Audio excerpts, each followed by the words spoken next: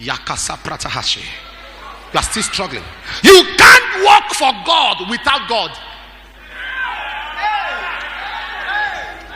You can't do the work of the Lord without the Lord of the work. You want to work for God, you need God to work for God.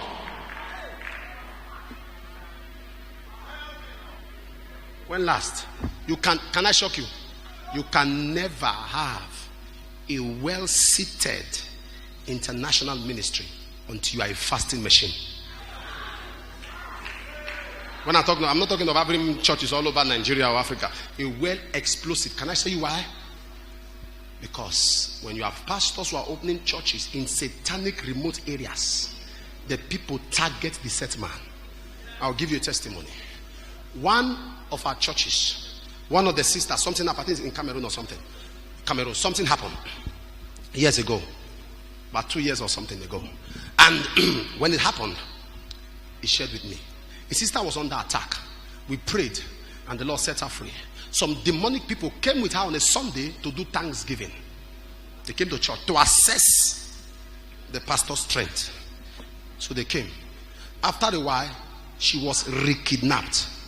And the pastor, before she was kidnapped on Saturday, the pastor spoke to me that the native doctor are threatening to kill the lady. So I sent him a text. I said, they can only kill her on Sunday if he's alive tomorrow. It was a Saturday night. He can only kill her on Sunday if he wakes up this night to see tomorrow. He died that night. Now, it was a text message. Died that night. So in the morning, all the native doctor's customers came with the sister to do Thanksgiving. Now watch this. They re-kidnapped her. And when they kidnapped her, they took her to a place where there are 2 pygmies. You know pygmies? These shots. They took her there.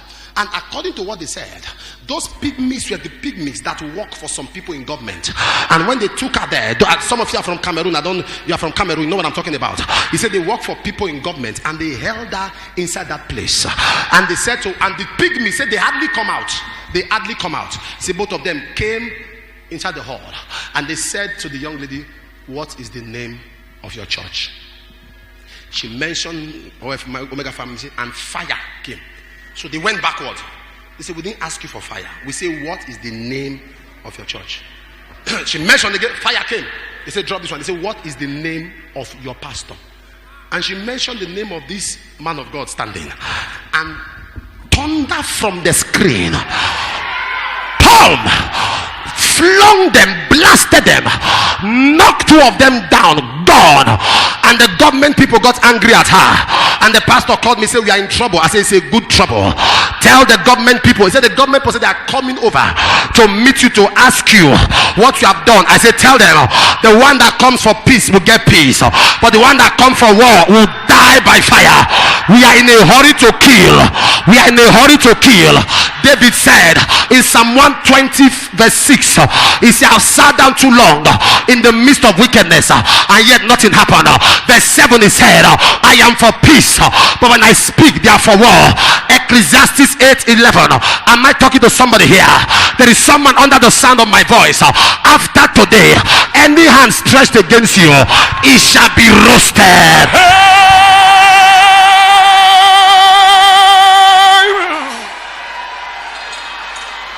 Oh. Sit down. Sit down. Sit down. Can I tell you why you cannot fast? Can I tell you? You don't have burden. You can't fast because you have no burden. If you have burden, food will lose taste to you. Food will start smelling. If you have burden to take your word, the last time you preached, there were cripples there and they went back home crippled. When you get back home, food will lose taste. How can I be eating when I'm having a crusade tomorrow and blind men are coming, crippled men are coming? My wife can tell you, if you see me preparing for Sunday service, you will think I'm going to have an international crusade. Sometimes around 1 a.m., 2 a.m., she'll see me enter a room. I disturb this woman a lot.